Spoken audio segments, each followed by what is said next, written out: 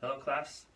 I'm going to do a spoken word that was written by Odd Thomas, a Christian rap artist. And I won't rap, but I will speak the spoken word. I did it at a Christmas service, and I thought it'd be fitting coming that we're going to be entering into the Christmas season here.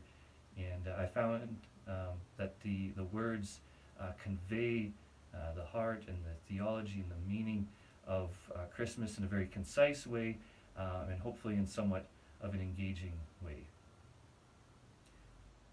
What good is the Christmas story if it's void of God and His glory?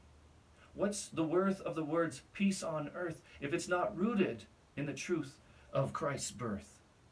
What benefit is it for us to discuss the joy of this season unless we fix our hearts and minds on the principal reason that Christ has atoned for us?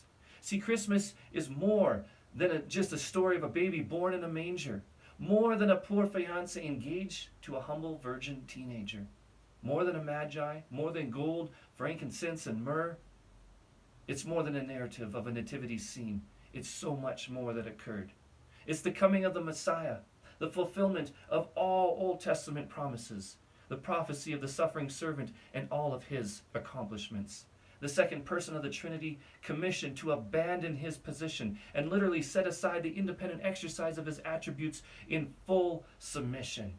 The Word manifests in the flesh, the fullness of God expressed, the self-emptying Jesus poured out at the Father's request, the image of the invisible God, the radiance of the Father's fame, holy, but retained his humanness to empathize with our pain.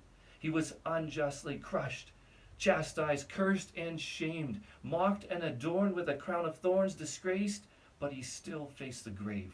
To fulfill the Father's will, to come and die in the place of sinful men, and receive the full fury of God's judgment upon himself instead, the most monumental mark for mankind made in human history. Wretched sinners being made righteous only by the wounds of the risen King, the condescending of a holy God, made in the likeness of men, a child, born to be the Savior that would save the world from their sins, the offspring of the Virgin's womb, the Christ, God's own Son, fully God, yet fully God, the only theanthropic one. This is what we celebrate. Christ, the newborn King, veiled in flesh, the Godhead see. Hail incarnate deity. Thank you. Merry Christmas.